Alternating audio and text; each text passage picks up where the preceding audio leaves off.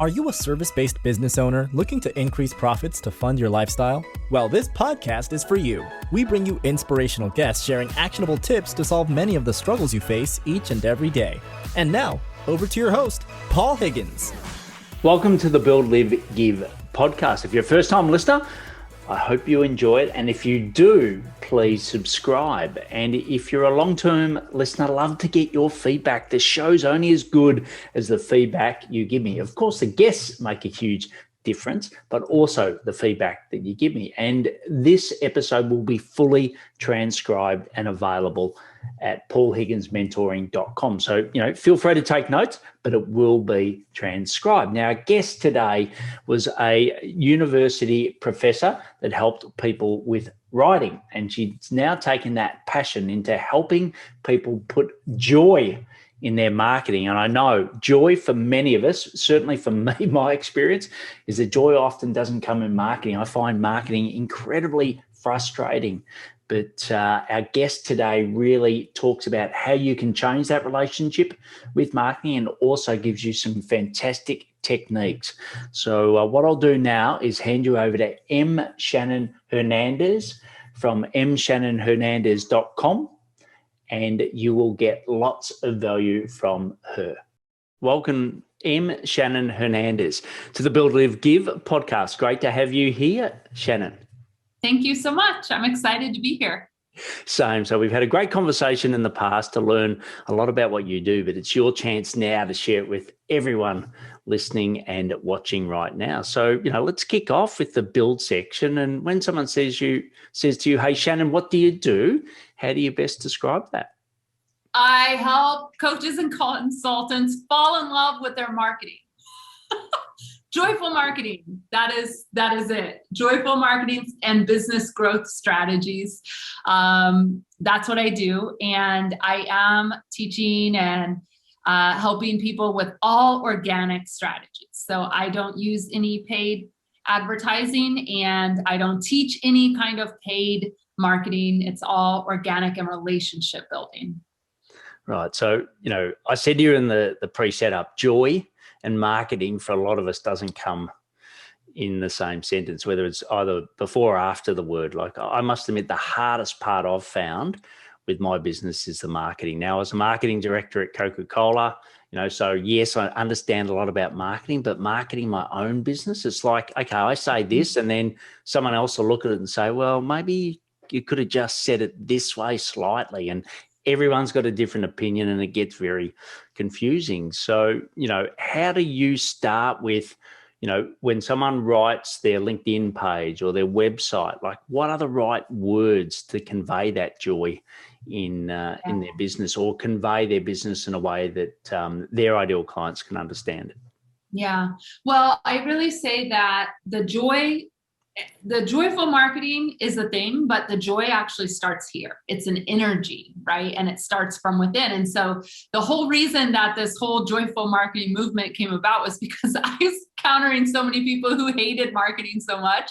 And I was like, I got to bring people to the other side of things. Like, we got to come to the other side. So, messaging and marketing and selling, they all go together and they can be tricky because if you're not saying what the right people need to hear, which are your people, right? Or you haven't clearly defined them, it takes a long time to get a lot of traction. So part of the joy is like my brilliance is being able to listen to someone's business and get right to what we talk about, which is what is the one person, the one problem, the one platform plus email, and the one how have you positioned yourself as the one solution? And when you can kind of simplify like that, it opens a lot of things up. It doesn't feel overwhelming, and we can get to the joyful side of things, which is messaging, marketing that leads to sales. So you can give back or do all the things you want to be doing on the other side of your business. Yeah, because look, I see a lot of LinkedIn profiles every day, and often it's like throwing the wide net, right? They're all things to all people. So I don't know if you've got an example where someone came to you, a consultant came to you that was like that, and then you were able to give them a very clear profile. Yes. I just actually wrote an article with this example for Medium. So I had a health coach come to me, and that's very broad, right? Yes. And so she said, well, I help women get healthy. And I was like, that's the biggest fishing net I ever heard of in my life. Like, that could be mental, spiritual, emotional, diet, right? Like, that's so much. And I said, okay, what are you passionate about? And she said, well, really passionate about helping women with emotional eating habits that they don't understand are running like the show in, under the surface of everything that's going on. And I said, okay, so we narrowed it, right? From women getting healthy to women and emotional eating. And I said, if we could take this one step further, because women is like really big, who do you really want to be working with? And she said, gosh, if I could work with women like you who are CEOs and they're successful and they have to understand that their health is important foundation for like keeping this operation going. And so we actually came up with a tagline of I help women CEOs match their health to their wealth by understanding emotional eating patterns that are like underlying what's going on. And the business just kind of opened up because now people were paying attention. It's not just women getting healthy, but women CEOs, emotional eating, health, match your wealth. It was such a brilliant kind of example to share here too. Yeah, and I couldn't agree more. I always use the simple phrase, I help X through Y to achieve Z, which is exactly what you said. And, that just makes it so much easier. And it's also like the header at the top too. I always say it's like a billboard. If someone was going to drive past your billboard, what would you say? And they wouldn't have a massive photo of you when there's already a profile photo, right? Because that doesn't mean anything to anybody that's hitting your profile. So I think that's so pertinent. And you talk about this content personality wheel in your LinkedIn profile. So tell us a little bit more about that. Yeah, the content personality wheel came about. Just a quick story was somebody called me. She was crying. She was very upset. And she had signed up for this year-long coaching program. And the time had come that it was like the end of the year. This was like in October of this year. And she was being flown out for the last part of this program, which was to go to some hotel in California. And she was to come out 3 days of being locked in this room with the manuscript. And she was like sobbing about it.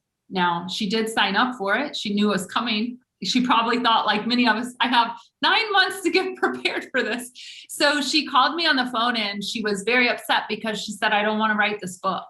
And I need a topic. I don't even know what I'm talking about. And I laid in bed that night and really thought about that conversation. And I was hearing a lot of this. I don't want to, writing doesn't give me joy, like long form writing content, writing books.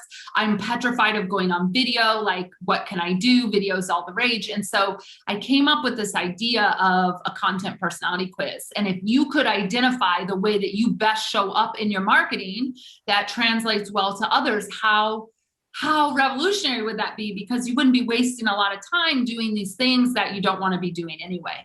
That quiz came out several years ago, and it has changed people's lives around the world. Mainly, it either shows them exactly what they already knew, or it shows them exactly what they've been avoiding, and they can let go of all the rest of the stuff and just focus on the one way to market themselves that is actually joyful and gets them results. And what did that turn out to be for her? She was audio. Which is why she didn't want to write this book.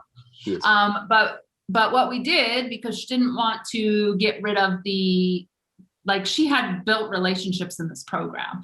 I had her take her iPhone and dictate, and within a few weeks, she had a book like she'd been putting off for years and years and years. And so, just because you don't like writing doesn't mean you won't have a book if a book is your goal, but how can we get you there in a way that's joyful and doesn't like burn you out and make sure that you still have energy to do the other things you want to be doing.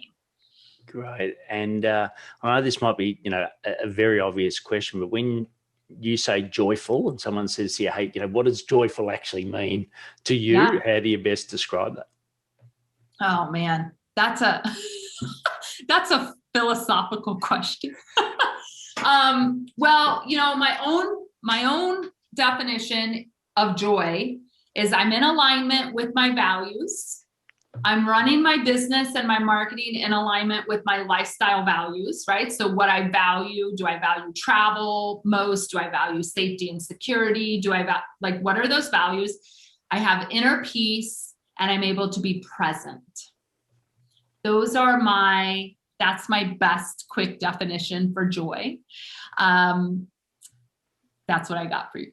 Yeah, I think it's so important when, often I'll see that people are struggling with their marketing message because they are trying to be someone that they're not, right? Yes. So I think the alignment with the values, and, for me, for example, in corporate, I had a wonderful career at Coca-Cola. It was a brilliant company, but the values weren't in alignment to mine. So I'd read a daily reflection and I'd say, okay, this is the person I want to be in life. And then I'd go to work and be someone different.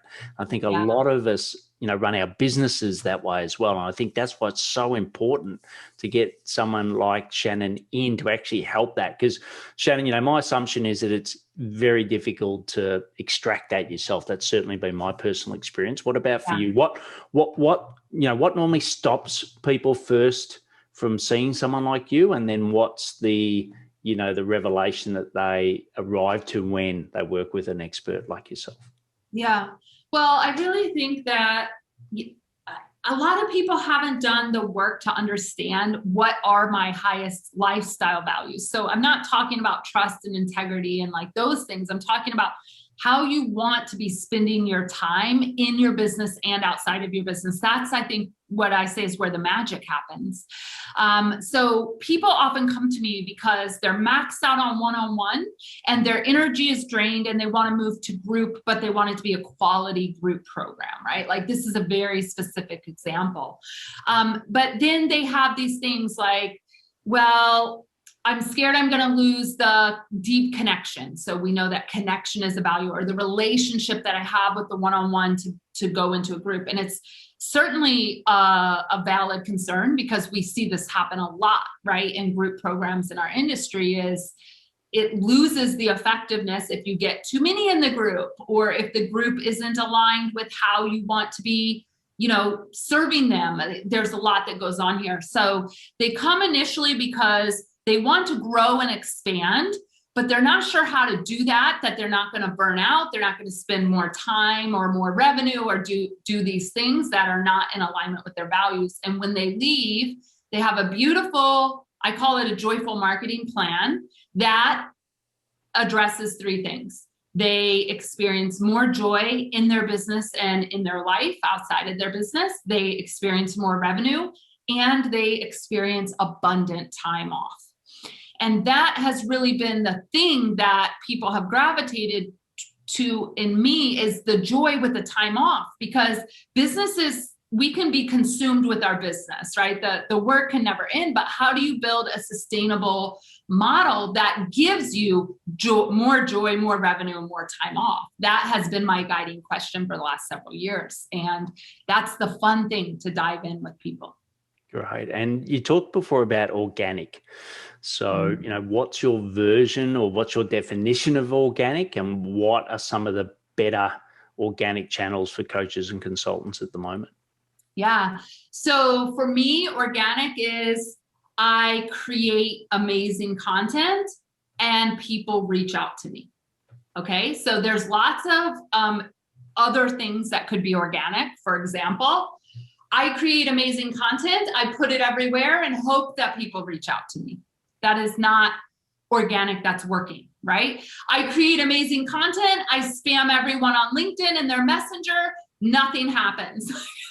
That is not effective organic content to me, all right? So if we're gonna just be really real, it's I create content, and when people interact with it, for me, the word is experience. I want to give people an experience every time they listen to me on a podcast, every time they see me on a summit, every time they read an article of mine on my blog or Medium. What is the experience I can give them? That's like an elevated version of great content. For me, it was the experience, right? How can I interact and build community?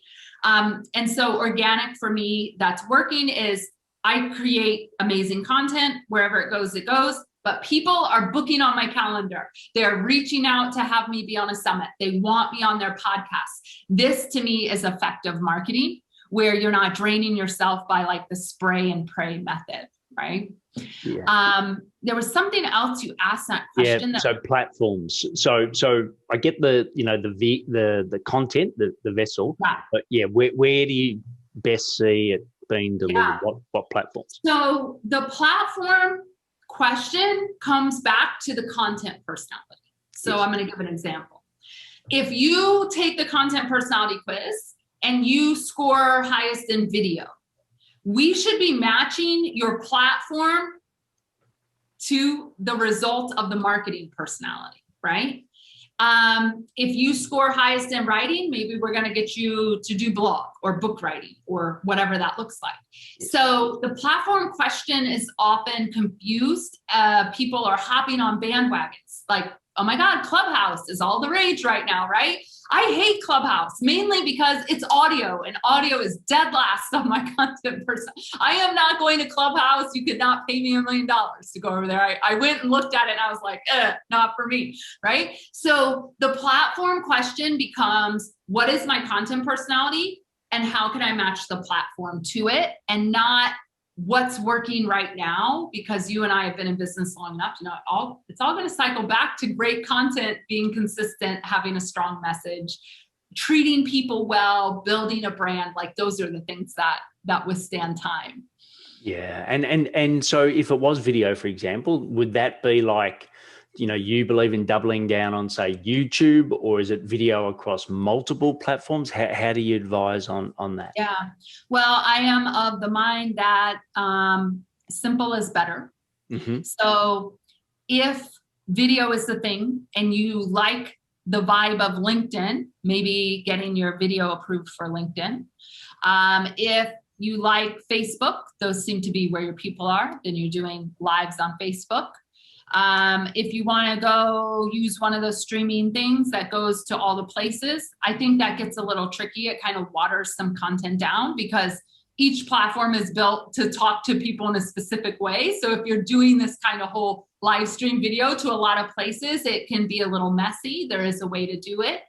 Do you want to grow a YouTube channel? Do you want to put your video on your blog and have people interact on your own SEO? Like there's some great. This is a great example of match your content personality and then pick one platform and do it really well. Yeah. Be present, be the expert, and be visible. Those are the things that work over time. Yeah.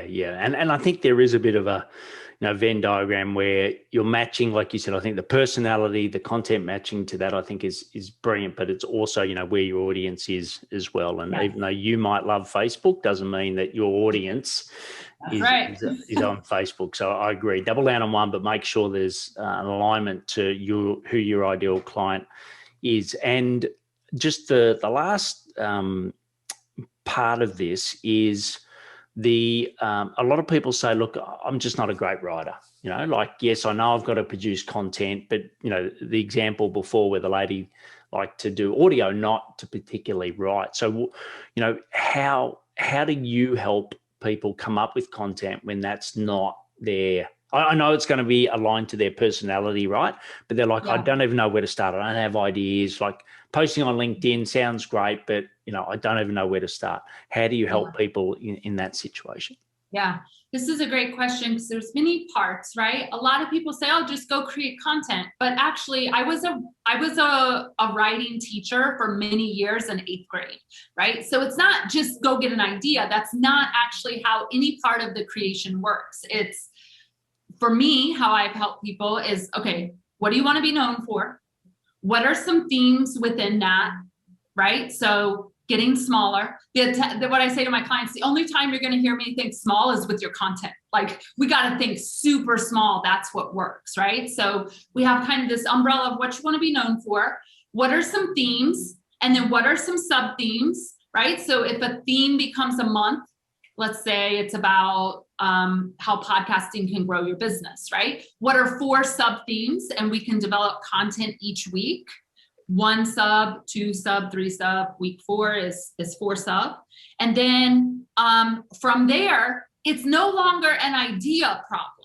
When people say, I don't have an idea of what to write, it's actually because they're thinking so big and so broad, they can't get it narrowed down, right? So once we solve, what do you want to be known for? What are the themes? What are the sub themes? Now we can move into, okay, how are we creating those within your content personality, and which platform are we going to show up on?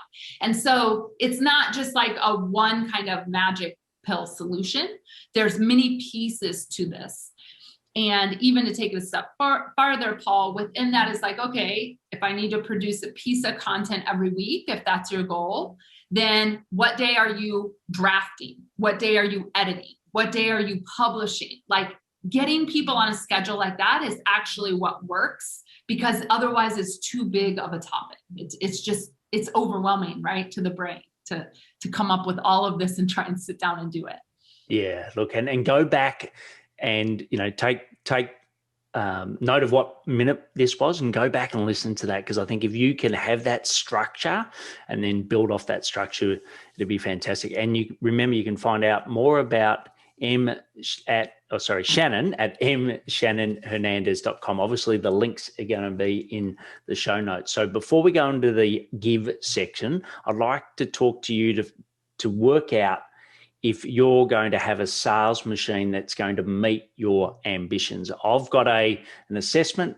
You go to paulhigginsmentoring.com/assessment. It's 14 questions, 3 minutes. But the most important thing at the end, we will rate you in certain brackets. And then there's a call to action, which is to have a call with me where I'll take you through a plan. So it's not a sales call, it's a plan on what are the gaps and then how you could best fill those. So once again, go to paulhigginsmentoring.com/assessment. So the next is the give section. The live section, Shannon. I've got ahead of myself. It's you got to live before you can give. So the live section. So what are some daily habits that help you be successful? Oh my gosh. Okay. First, I exercise every day. And I live in New Jersey. It's really cold right now. However, warmer days are coming. But I just got the right clothing. Being outside in nature and exercising is like magic for me. So got to move my body. That like helps me feel really alive. Also, I worked for several years, and I will say work on my sleep habit.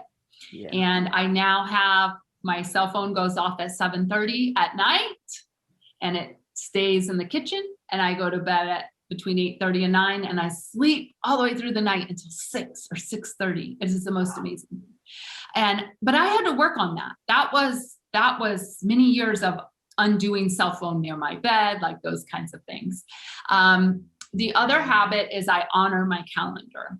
And so if I'm working, I'm working. If I'm playing, I'm playing. And that has been a journey in and of itself. But as a CEO, it's been so necessary for my mental health to turn it off when it's time to turn it off so I can come back fully charged. Great. And Maria, your partner, so when they're listening right now, or they are listening right now, what would you like to say to them about the support they've given you? Yeah, she has been invaluable. Always says, every morning asks, what are you excited about today? Which is like such an amazing question to start the day with coffee. It really makes me think, like, what am I excited about today? And even if I'm not excited about something, she will make me find something to be excited about. But true support system. As a spouse, it's been invaluable to my success and my courage to take risks that might not pay off immediately, but like knowing that the support is there is reassuring. Brilliant. Well, the next section is the give section. So what's a charity or a community that you support and why? Yeah, so I for years have been giving to an organization in Africa called the Joy Collective. They're an organization that helps widows and their children learn permaculture and give seeds, water, soil, all the things that they need to start a self-sustaining. First, it started as being able to feed themselves, because at this particular place in Africa, if you are widowed, you are put into the street. So it was this outreach of, one, heartbreaking, like, whoa, a widow and her children put into the street because she doesn't have a husband. How are they going to take care of themselves? How are they going to feed themselves? And I started working with this beautiful tribe through the Joy Collective. And not only do they now grow all their own food, and they're purely like sustainable women community that have come together and formed friendships, neighboring tribes are coming to learn from them how to grow their food and how to have a business, right? Outside, once your needs are met, being able to sell the extras and teach that. And that has been so, so gratifying to see this happen over the years. Excellent. Well, thanks for sharing. That's definitely put joy into me. I'm sure. Yeah, that's an amazing project, and well done for supporting that. So the last section is the rapid fire section, where I ask you some questions and you give me some rapid fire answers. So the first one is, what are your top 3 personal effectiveness tips? Sleep, exercise, honor my calendar. Brilliant. And what's a piece of technology that is essential to running your business? Acuity scheduler. I need people to click a link. I cannot live in email. Yeah, so true. And for you, a source of ideas. I know that you help people, take their ideas into valuable content. But what about for you? Where do you gain your thought bubbles from? I do a lot of time in nature. Gives me great ideas, and also painting. I really have started kind of abstract painting, and it's nice just to, your brain will do the thinking while you're putting the paint on the page. Great. Well, the last one's the big one. I always leave it to the end because of that. But what impact do you want to leave on the world?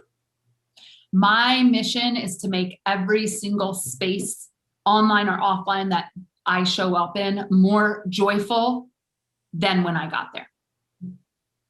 That is my impact. Excellent. Well, you've definitely done that today. So thanks for sharing your knowledge, your energy, and putting a smile on our faces, everyone that's watched or listened to it today. So you can find out more of Shannon at Shannon Hernandez. Sorry, I'll get that right. A lot of N's. MShannonHernandez.com. And also, I think you've got an assessment yourself that you can give to people, so they can go to mshannonhernandez.com/joy quiz. And what do they get when they fill that out, Shannon? So that's a joyful marketing blueprint, and it's to actually take you through how you're viewing marketing now versus how you could view it through the lens of joy, and to start building your own blueprint to expand your business with joy. Brilliant. Well, look, an absolute pleasure having you on the show today. As I said, not often people put joy in the same sentence as marketing, but I think given the tips you've given and the resources that you've given, will definitely help with that. So pleasure having you on. Thanks for having me. Super fun. Cheers. Bye.